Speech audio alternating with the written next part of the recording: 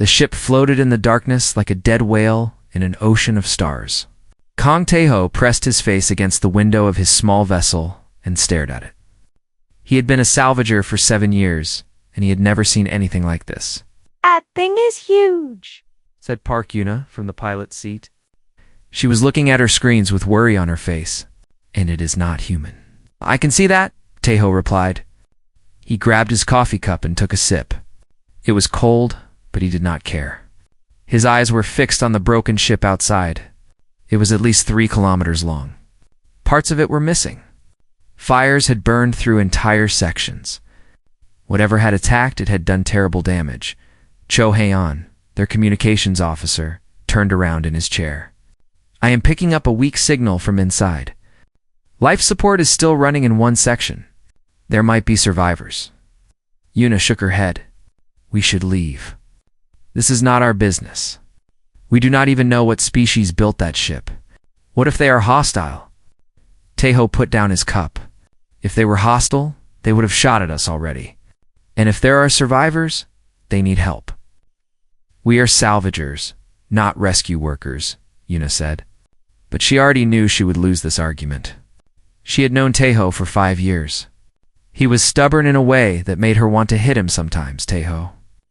Walked to the equipment room and started putting on his spacesuit. It was old and patched in several places, but it worked. He checked his oxygen levels and grabbed a tool bag. Keep the engines warm, he said to Hae-on. If something goes wrong, leave without me. We are not going to leave you, Huon said. That is an order. Yuna turned to look at him. You are not military anymore, Taeho. You cannot give orders, he smiled at her. Then, consider it a strong suggestion. The airlock door closed behind him, and then he was floating in space. The dead ship grew larger as he approached it. Up close, he could see the details of the damage. The hull was made of a metal he did not recognize. Strange symbols were written on the surface. This was definitely alien technology. He found a hole in the side of the ship and floated inside. His flashlight cut through the darkness. The corridors were wide and tall, built for beings larger than humans. Debris floated everywhere. He saw bodies too. Alien bodies. They had pale blue skin and long limbs. Their eyes were closed forever. Taeho felt sadness in his chest. Whatever had happened here, it had been violent.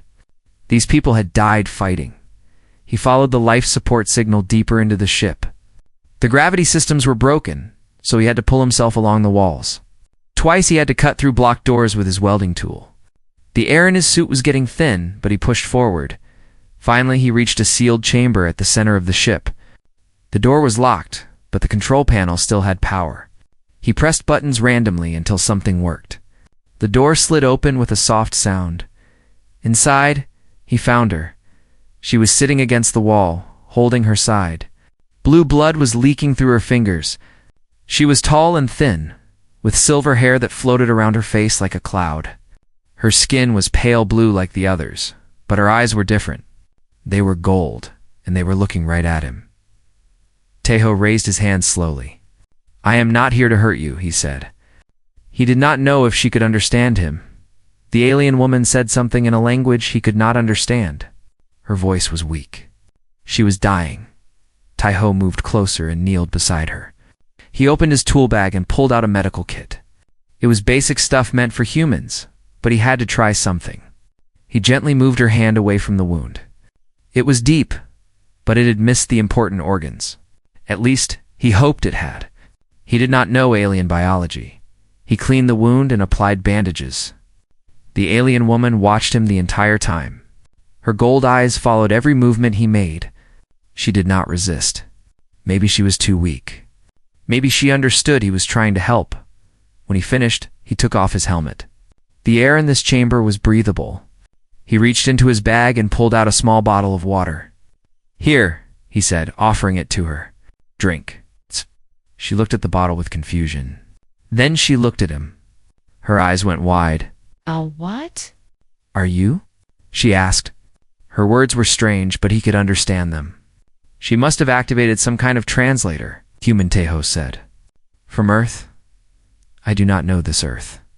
She took the water bottle with shaking hands. I do not know your species. That is okay. I do not know your species either. But you needed help? So here I am. She drank the water slowly. Some color returned to her face. You came into this wreckage alone. There could have been enemies inside. There could have been traps. Why would you take such a risk? Taeho thought about it. Because my sensors said someone was alive. I could not just fly away and leave you here to die. The alien woman stared at him for a long moment. Then she laughed softly. It was a strange sound, like bells ringing. You're either very brave or very stupid, she said. Probably both, Taeho admitted. Can you walk? My ship is outside. We have food and medicine. Better medicine than this? Pointed at his basic bandage work. I am Lyra Velsorin, she said. Crown Princess of the Valoran Empire. I rule 12 star systems. Taeho blinked. That is a lot of star systems. You do not seem impressed. I am a salvager. I pick up trash from space and sell it. I do not know anything about empires or politics. He offered her his hand. I am Kang Taeho. Nice to meet you. Lyra looked at his hand, like it was the strangest thing she had ever seen. Then, slowly, she took it. Her fingers were cold and thin. He pulled her to her feet carefully. Just touched a member of the royal bloodline, she said. In my empire, that is punishable by death. Good thing we are not in your empire, then. Put her arm over his shoulder to support her weight. Come on, my crew is waiting, and they are probably worried. They moved slowly through the destroyed ship. Lyra leaned on him heavily. She was taller than him, but she weighed almost nothing. Her bones must be lighter than human bones, he thought. As they approached the exit, Lyra spoke again. Why did you really come here, Kang Taeho? What do you want from me? Nothing, he said simply. I told you. You needed help. Lyra went quiet after that. She had met thousands of beings from hundreds of species. Diplomats, warriors, merchants, spies. All of them wanted something. Power, money, influence. But this strange creature from an unknown planet had walked into a death trap just because his machines told him someone was alive. Inside, she did not understand him at all, and that scared her more than the enemies, who had destroyed her fleet. The inside of the human ship was small and messy. Cables hung from the ceiling. Strange machines beeped and hummed. The air smelled like oil and something else that Lyra could not identify. Food, perhaps. Human food? They placed her on a bed in a room they called the medical bay. It was not really a medical bay. It was a storage room with a bed pushed into the corner. But it was warm and it was safe. And right now, that was enough. The female human. Park Yuna looked at Lyra's wound with a frown. I am not a doctor, she said. But I have fixed bullet holes before. This does not look too different. Bullet holes? Lyra asked. Small metal pieces that humans shoot at each other, Yuna explained. She opened a white box and pulled out strange tools. Do not worry. I will be gentle. The treatment was rough, but effective. Yuna cleaned the wound properly and applied something called antibiotics. She stitched the skin closed with a needle and thread. The pain was sharp, but Lyra did not make a sound. She was royalty. She would not show weakness in front of strangers. When it was done, Yuna stepped back and nodded. You should rest. Your body needs time to heal. How long? Lyra asked. A few days, maybe a week.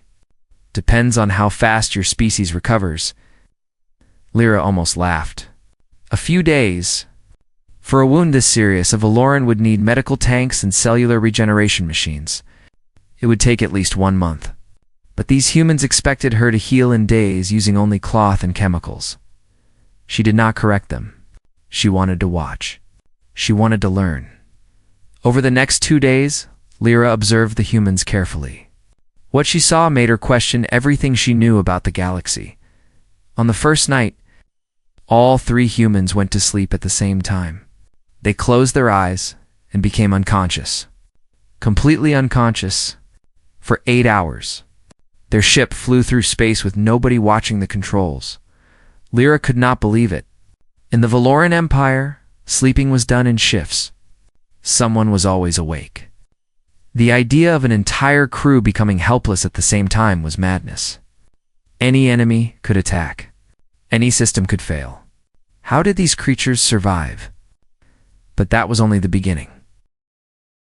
She watched Chohoin eat breakfast. He put dead animal flesh in a hot machine and cooked it. Then he ate it with his bare hands. The smell was terrible. The sight was worse. And when she asked what the brown liquid in his cup was, he said it was made from beans that had been burned and crushed and mixed with hot water. It helps us wake up, he explained with a smile. Want some? Lyra refused politely. The liquid looked like poison. It probably was poison. But the human drank 3 cups of it and seemed perfectly fine. Later that day, she saw Teho exercising in the cargo hold. He lifted heavy metal objects over his head again and again. Sweat poured down his face. His muscles shook with effort. When he finished, he was breathing hard and his skin was red. Why do you do that to yourself? Lyra asked from the doorway. Teho wiped his face with a cloth. To stay strong. If I do not exercise, my muscles get weak. So you damage your body on purpose to make it stronger? I guess you could say that. It is called training. Lyra shook her head slowly. Valorants did not need to damage themselves to stay strong. Their bodies maintained themselves automatically. But humans had to hurt themselves regularly or they would fall apart. What kind of species was this? She made a list in her mind of everything she learned. Humans slept for hours every day, completely helpless. Humans ate burned flesh and drank poison for energy. Humans damaged their own bodies to stay healthy. Humans could survive temperatures that would kill most species. Humans healed from injuries without machines. And perhaps most disturbing of all, humans came from a planet with heavy gravity. Much heavier than standard. Teho had mentioned it casually like it was nothing. But Lyra understood what it meant. These creatures had evolved under crushing pressure. Their bones were dense. Their muscles were powerful. They were built to survive on a world that was trying to kill them. On the 3rd day, Lyra found a quiet corner and activated her hidden communicator. A small hologram appeared. Lord Kan, her chief advisor, his face was filled with relief when he saw her. Your Highness, we thought you were dead. Where are you? We will send ships immediately. I am safe, Lyra said. I was rescued by a small vessel. An unknown species? Unknown? That is impossible. We have records of every species in this sector. These ones are not in your records. They call themselves humans. They come from a planet called Earth. Can type something into his console. His face went pale. Earth. We have a file on this planet. It was flagged as unsuitable for contact 2,000 years ago. The survey team refused to land. They said the planet was too dangerous. Dangerous how? Extreme temperature variations. Unstable geology. The atmosphere contains a corrosive gas called oxygen. The native life forms are violent and constantly trying to eat each other. The survey team classified it as a Category 5 death world. Lyra felt cold. Death world. That was a term used for planets so hostile that intelligent life should not be able to evolve there, and yet it had. These humans had not just survived on their death world. They had built ships and traveled to the stars. Your Highness, Khan said carefully. If you are in the hands of death worlders, you are in serious danger. These creatures are unpredictable. They do not think like civilized species. They saved my life, Lyra said. They have treated me with kindness. It could be a trick. They might want something from you. Ransom, perhaps? Or political leverage. I do not think so. Their leader walked into my destroyed ship alone, with no weapons, just to see if anyone was alive. He gave me water from his own supply. He asked for nothing in return. Khan was silent for a moment. That makes no sense. No species behaves that way without motivation. I know, Lyra said. That is what concerns me. She ended the communication and sat in the darkness for a long time. Everything she knew about the galaxy told her that Kan was right. Every species had motivations. Every action had a purpose. The strong took from the weak. That was the natural order, but Taeho did not seem to follow this order. He had risked his life for a stranger. He had shared his resources freely. He had touched her without fear or disgust, even though she was alien to him. He treated her like an equal, not like a princess or a prize. Either he was the greatest actor in the galaxy, or humans were something new. Something that did not fit the rules she had learned. The door opened, and Taeho stepped inside. "Dinner's ready," he said. Hyun made something called stew. "It is not great, but it is hot." Lyra looked at him. This creature from a death world. This impossible being who slept like the dead and drank poison and broke his own body for strength. "Thank you," she said. "I will join you." She followed him to the small kitchen, where the other humans were already eating. They made space for her at the table without being asked. Hyun handed her a bowl. The food smelled strange, but she tried it anyway. It was not terrible, and for reasons she could not explain. That small bowl of stew was the most meaningful gift she had received in years. The alarm woke everyone at the same time. Red lights flashed across the walls of the ship. Yuna ran to the cockpit and looked at her screens. Her face went white. "We have a problem," she said. Tae-Ho came up behind her and looked at the display. His stomach dropped. 30 ships had appeared out of nowhere. They were huge, elegant vessels with smooth curves and glowing engines. They surrounded the Sparrow like wolves around a rabbit. "Those are Valoran warships," Lyra said. She had followed them to the cockpit. Her wound was still healing, but she walked without help now. "That is my Empire's fleet." "Friends of yours?" Taeho asked. "In theory?" A voice crackled through the communication system. It was cold and formal. "Unknown vessel. This is Lord Kan of the Valoran Imperial Navy. You are holding Princess Lyra Velsorin against her will. Power down your engines and prepare to be boarded. Any resistance will be met with lethal force." Hyun looked at Taeho with wide eyes. "Against her will? We saved her life." "They do not know that," Lyra said quietly. "Lord Kan is cautious. He assumes the worst about everyone." Taeho sat down in the captain's chair. His face was calm. To calm, Yuna thought. She had seen that look before, back when they had faced pirates near the asteroid belt. It was the look he got when he was about to do something stupid. "Open a channel," Taeho said. "Taeho, think about this," Yuna warned. "There are 30 warships out there. We have no weapons. We are a salvage vessel. Open a channel." Yuna sighed and pressed the button. The screen flickered, and Lord Ken's face appeared. He was Valoran like Lyra, but older. His silver hair was cut short, and his gold eyes were full of suspicion. "I am Kung Taeho," Taeho said. "Captain of the Sparrow. Your princess is aboard my ship. She is not a prisoner. She is a guest." Ken's expression did not change. "You expect me to believe that? Release her immediately, or we will open fire." "Lord Kan." Lyra stepped forward so she could be seen on the screen. "I am speaking to you directly. These humans saved my life. My ship was destroyed, my crew was dead, and I was bleeding to death in the wreckage. This man crawled through the debris alone to rescue me. He owes me nothing. He asked for nothing. He simply helped because I needed help." Ken's eyes moved to Lyra. "Your Highness, with respect, you may be compromised. These creatures could be manipulating you. We know nothing about their species." "I know enough," Lyra said firmly. "They are not our enemies. It is not for you to decide. I have orders from the Emperor himself. Bring the princess home safely. Eliminate any threats." Khan looked back at Taeho. "You have 1 minute to surrender." The channel closed. Silence filled the cockpit. Hyun ran his hands through his hair. "What do we do? We cannot fight 30 warships. We cannot run. Our engines are not fast enough." Una started pressing buttons on her console. "Maybe we can hide. There is an asteroid field nearby. If we can reach it before they fire." "No," Taeho said. He stood up from his chair. "We are not running." "Then what? Are we going to surrender?" Hyun asked. "No." "Then what?" Yuna demanded. "What is your plan?" Taeho walked to the communication controls and opened the channel again. Lord Kan appeared on screen looking annoyed. "Have you decided to surrender?" Khan asked.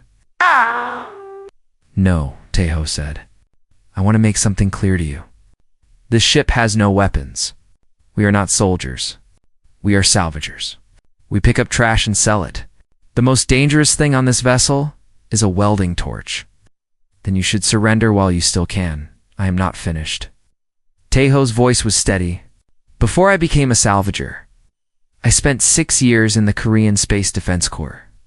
I have been in combat situations more times than I can count. I have fought pirates, smugglers, and people much scarier than you. And I am telling you right now, Lord Kane, if you fire on this ship, I will find a way to reach your flagship. And I will explain in person exactly how bad of an idea this was. Kane stared at him. You are threatening me. You have no weapons. You have no army. You have nothing. I have 2 hands and a bad attitude. Teho leaned forward. Your princess told me what she is worth to your empire. She is the heir to 12 star systems, and I saved her life with bandages and bottled water. Imagine what I could do if I was actually trying. Lyra watched this exchange with her mouth slightly open. She had never seen anyone speak to Lord Khan this way. She had never seen anyone speak to any Valoran official this way. Teho was facing 30 warships that could destroy his tiny vessel in seconds, and his heart rate had not increased at all. She could see the bio readings on Yuna's screen. He was completely calm. He was not bluffing. He was not afraid. He genuinely believed he could board a warship with nothing but his hands and wind. This was madness. This was impossible. And yet, looking at him, Lyra found herself believing it too. Lord Khan was silent for a long moment. His eyes moved between Teho and the bio readings that his own ship was certainly collecting. He was seeing the same thing Lyra saw. This human was not showing any signs of deception or fear. He meant every word. Your Highness, Khan said finally, do you trust this creature? Lyra did not hesitate. Yes. Why? Because he had every opportunity to harm me, and he did not. Because he shared his food and water with me when he did not know if I could even digest them. Because he treats me like a person, not like a political tool. She paused. And because I have never met anyone like him in 4,000 years of our empire's history, that makes him valuable. Khan considered this. His jaw was tight. He clearly wanted to open fire. Every instinct in his body was telling him these humans were dangerous. And he was right. They were dangerous, but not in the way he thought. Stand down, Khan said finally to his fleet. Weapons offline. We will proceed with diplomatic protocols. He looked at Teho with cold eyes. This is not over, human. I did not think it was, Teho replied. But it is a good start. The channel closed. The red lights stopped flashing.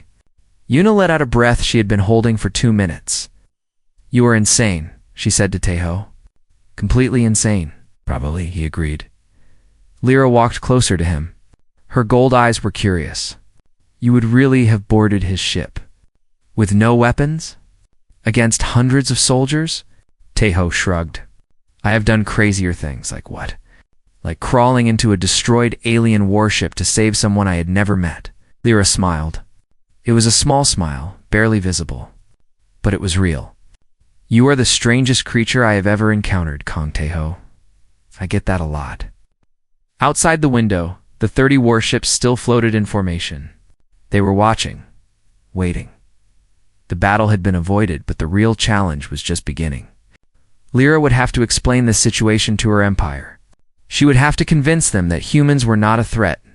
No, more than that. She would have to convince them that humans were an opportunity. Because if one human could face 30 warships and make a lord of the empire hesitate, what could a whole planet of them do?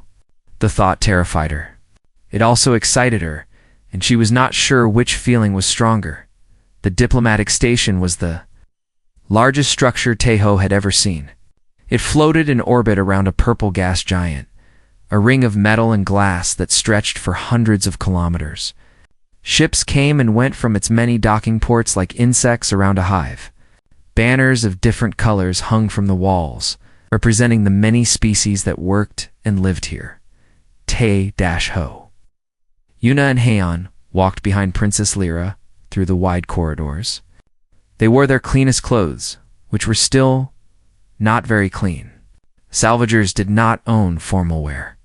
Around them, aliens of all shapes and sizes stopped to stare. Most of them had never seen a human before. "Why are they looking at us like that?" Hune whispered. "Because you are unknown," Lyra answered, without turning around. "Unknown things are either opportunities or threats. They are trying to decide which one you are." "That is not comforting," Hian muttered. They entered a massive chamber filled with floating platforms. Each platform held representatives from different species. Some were tall and thin like Lyra. Others were short and wide. Some had scales. Some had feathers. Some had tentacles. The variety was overwhelming. At the center of the room was a raised stage where a group of Valorans sat on elegant chairs. They wore robes of silver and gold. Their eyes were cold and sharp. This was the Imperial Council, the ruling body of the Valoran Empire. Lyra walked to the center of the stage and bowed slightly.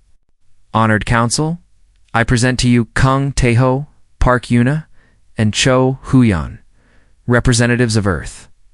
Taeho leaned toward Yuna. "Representatives. We are salvagers. Let's go with it," she whispered back. The oldest council member, a Valoran with wrinkled skin and tired eyes, spoke first. "We have heard the reports from Lord Kaon. You claim these creatures saved your life, Princess. Why should we care? They are primitives from an uncontacted world. They have nothing to offer our empire. With respect, Elder Voss, you are wrong." Lyra waved her hand and a holographic display appeared in the air. It showed images of Taeho crawling through the wrecked warship.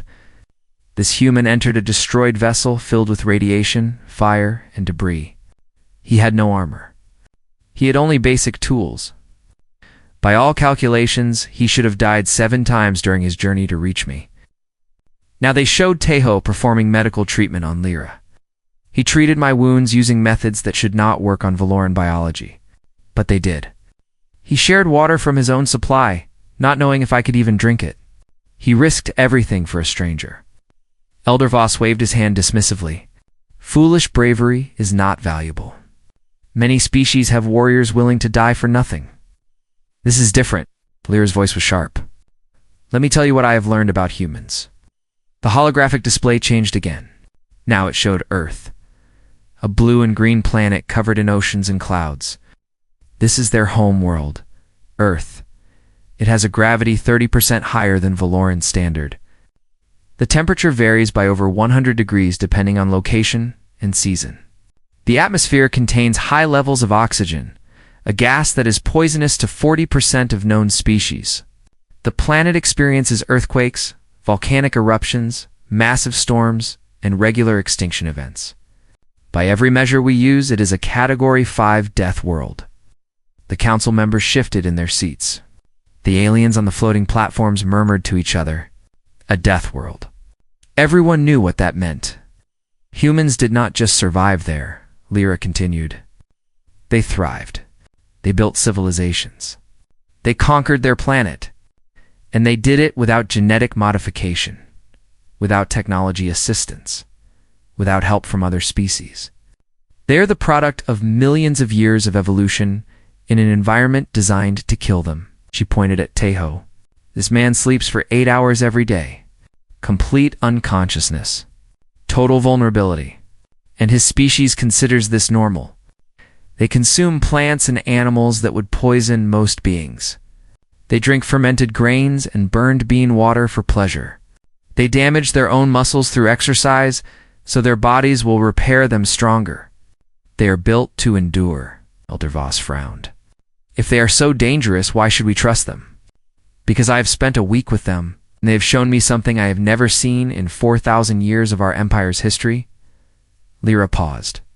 Kindness without expectation. Generosity without calculation. They helped me because I needed help. That was their only reason. A younger council member leaned forward. This is all very interesting, Princess. But why are you telling us this? What do you want? I want an alliance. The room went silent. Even Taeho raised his eyebrows. An alliance? Nobody had told him about this. "We are losing the war against the Dominion of Shal," Lyra said bluntly. "The hive mind is consuming system after system. Every species we have allied with follows the same patterns, uses the same tactics, thinks the same way. And the Shal have learned to predict us. They know how we fight. They know how we think. That is why we are losing." She turned to face the humans. "But they cannot predict this. Humans do not think like us. They do not follow logic the way we do. They act on instinct, on emotion, on something they call gut feeling. They are chaotic and unpredictable and utterly irrational by our standards. And that is exactly what we need." Elder Voss shook his head. "You want us to ally with primitives to fight a war we have been losing for centuries? This is madness." "Is it?" Lyra smiled. "When Lord Khan surrounded their tiny ship with 30 warships, this man stood up and threatened to board the flagship with his bare hands, and Lord Khan believed him. Do you know why? Because the human was not bluffing. He genuinely thought he could do it. His heart rate did not increase.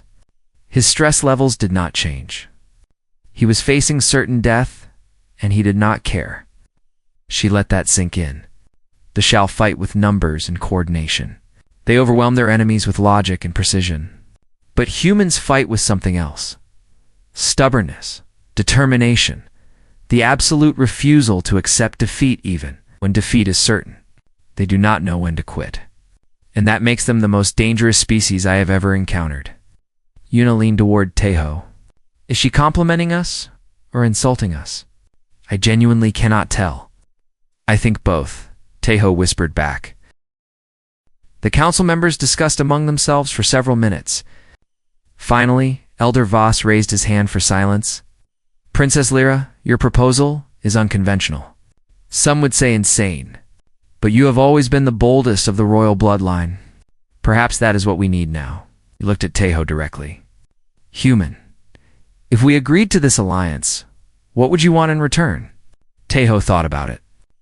He was a salvager. He had no authority to negotiate for Earth.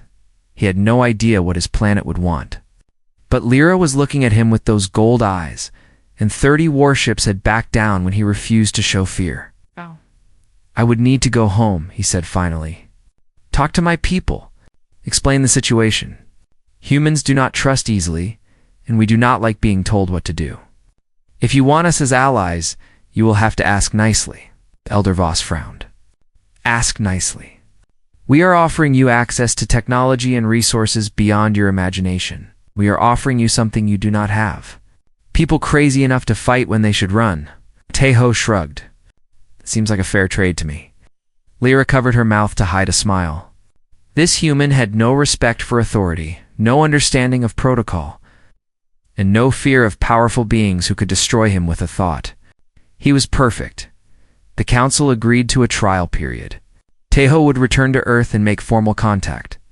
If humanity accepted, they would begin negotiations for a full alliance. It was not victory, not yet.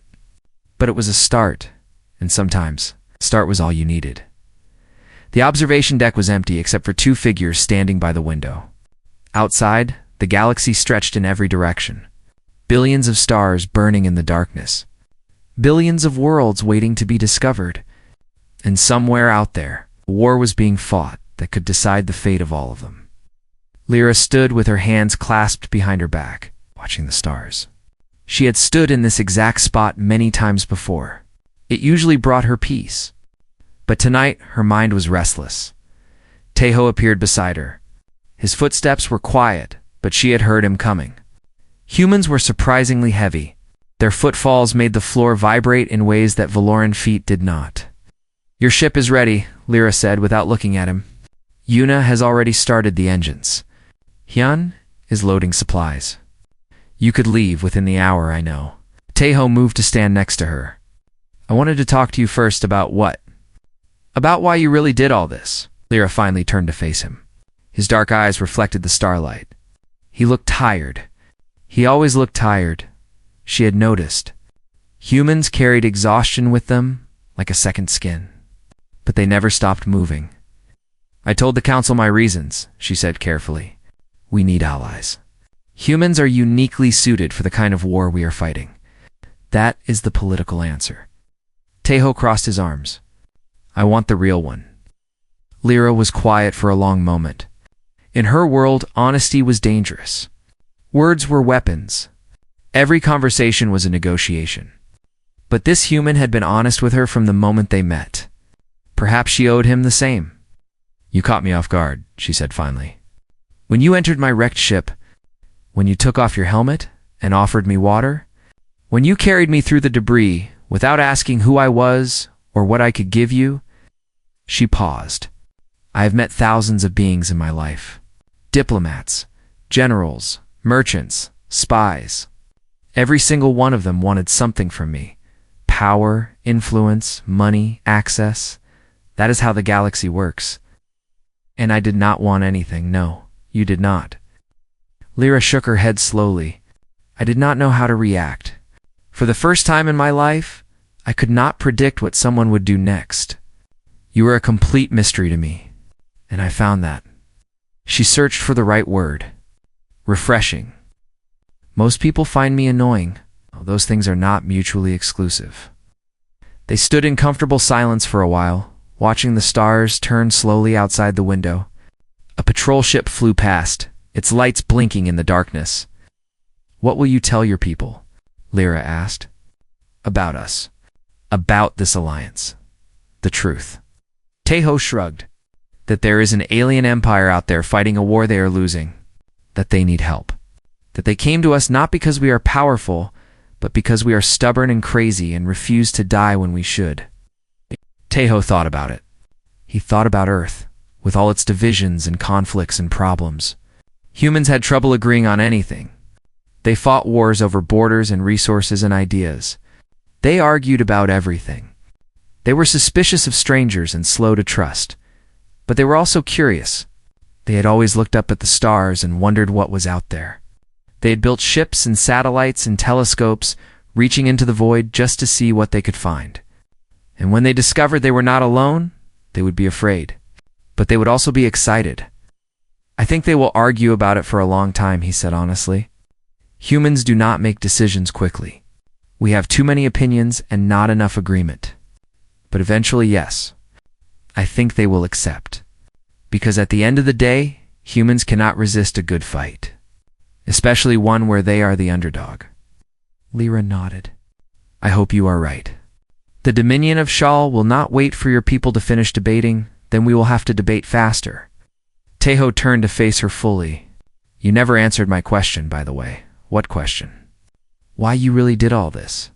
The political reason is that you need allies. But there is something else. I can see it in your eyes. Lyra felt her heart beat a little faster. Humans were more perceptive than she had expected. This one, especially. Because I am tired, she admitted. Tired of playing games? Tired of calculating every word in action? Tired of living in a world where everyone wants something from me? She looked at him directly.